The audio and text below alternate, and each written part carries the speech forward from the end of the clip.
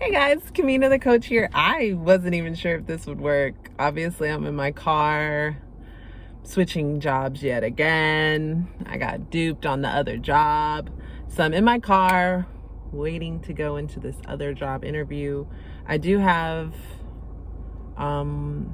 two other jobs on hold, like waiting. I'm supposed to start one Monday, and anyways, so I'm just explaining the reason I'm in the car. I'm sitting here waiting on another interview. Today is April 23rd, 2021. And I just want to talk about some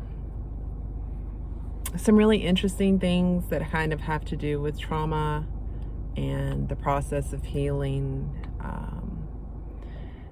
as it relates to a really great talk that I just heard. So I've listened to Gabor speak twice recently. He is a Hungarian Jew who lived through the Second World War. And so he is not an adoptee, but he did, during World War II, his mother was, there was a mass exterminations of Jews going on in Hungary, and his mother actually gave him to a stranger and he didn't see his mother for over a month. So, and it was very interesting to hear him speak and talk about the fact that he still is triggered from time to time, even with all the work that he's done. So he believes in holistic healing. He is a medical doctor. He has delivered babies and worked in therapy, and believes in holistic medicine, even using psychedelics for healing and wholeness, which I'm very, very interested in. And so I just want to hit on some really main points that he talked about.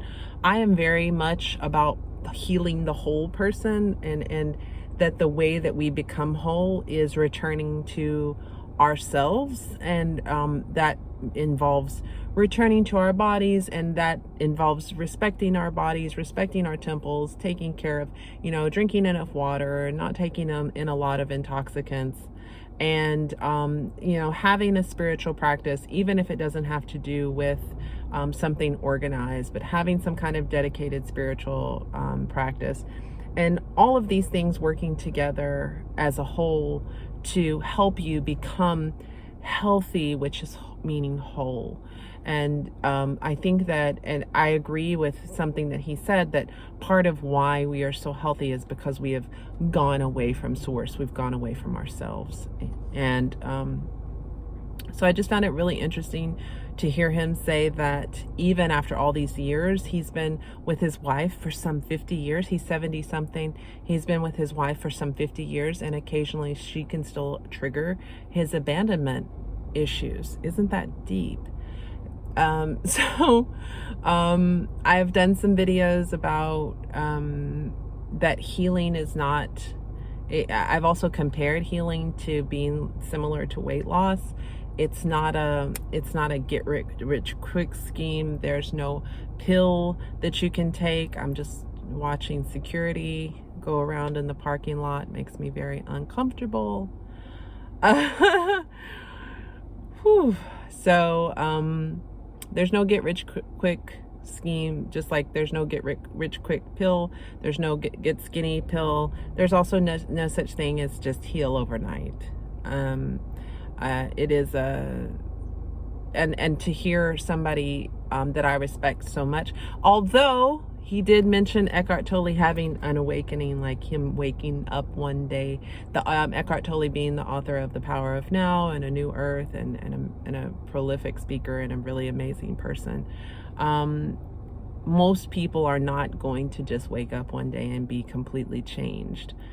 Luckily, he did. There have been cases of some other people who had to be near dying and had near-death experiences and then have an awakening. But for most of us, I don't even know if we're going to say lucky. I don't know if, is it lucky that you've had a near-death experience or that you've almost had to die to come to that awakening? I'm not sure. But for most of us, it's going to be a lifelong dedication to very hard work.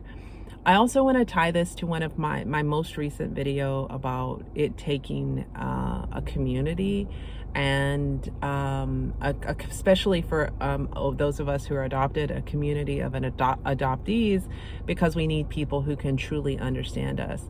So one of the very interesting statistics that he gave in both talks that I watched was that women are 80% more likely to experience cancer, and specifically breast cancer, when they are stressed and alone. So not stressed on its own, and not alone, not stressed by itself, not alone by itself, but when a woman is stressed and alone, she is more likely to get cancer, and specifically breast cancer.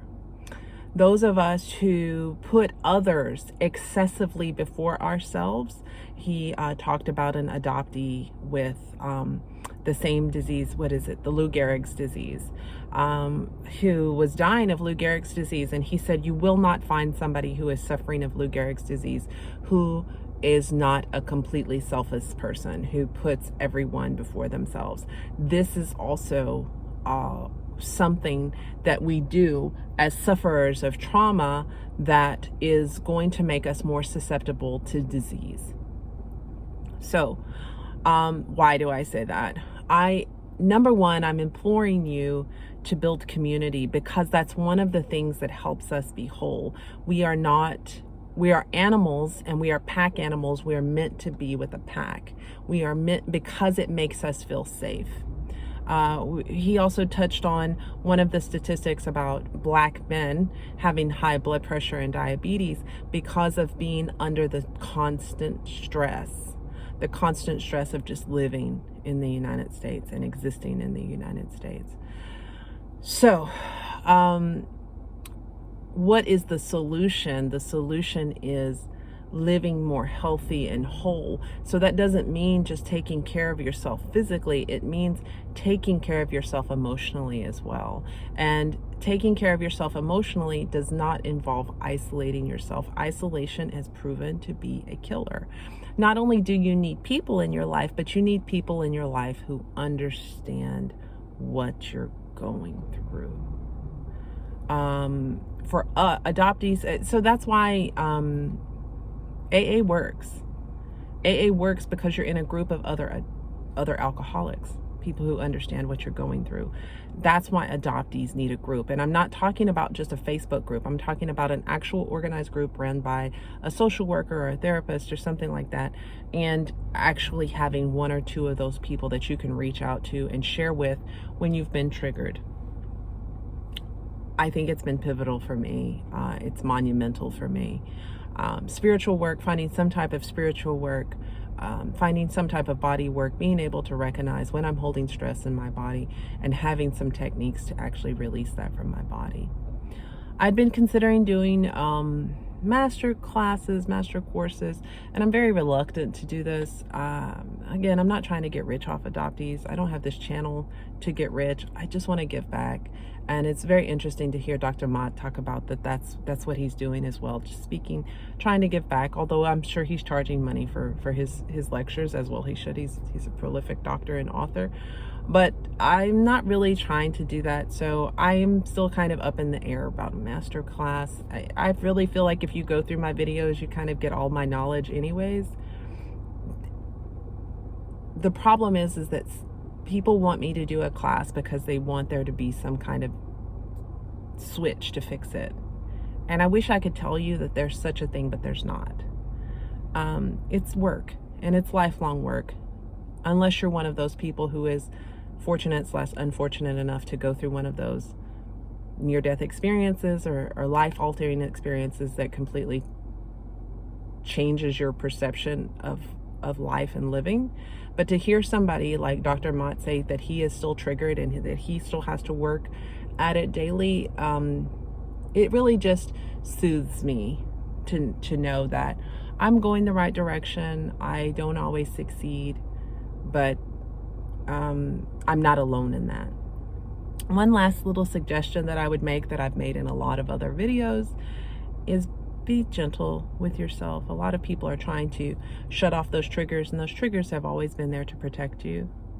The problem is when they start to hurt you. So when it happens, instead of talking harshly to yourself, I would suggest that you speak more gently to those triggers. Dr. Mott mentioned that these things happen to you. Depression happens to you. Anxiety happens to you because these are things that are trying to speak to you to tell you that there's a problem. This Ho'oponopono is the similar idea. You're having this negative feeling because it's trying to tell you that there's something wrong. So Ho'oponopono would say, oh, thank you. And you're gentle with that feeling, even though it doesn't feel good. Like, oh, you're showing me. Thank you for showing me again. Thank you for giving me a chance to get it right. I have several different things that I say to those negative feelings, but when stuff comes up, a lot of times I say thank you for showing up. I know that you're trying to tell me something important, but we're safe right now, and I don't need this anymore. And I appreciate all the times that you've kept me safe in the past, but I just checked. We're safe right now, and I don't need this anymore. Thank you so much. Ho'oponopono would say, I encourage you to research this on your own. I'm not trying to teach you the technique. It's not my heritage or my culture, but Ho'oponopono, when I have a real tightness in my throat that I can't get rid of, usually surrounding a really negative emotion, I say thank you. Thank you. Please forgive me for not noticing you before. I'm so sorry. I'm so sorry I didn't notice you before, and I love you. And when I continue to repeat that meditation again and again, I feel that tightness release and go away, because I know that that is something trying to point me in the right direction.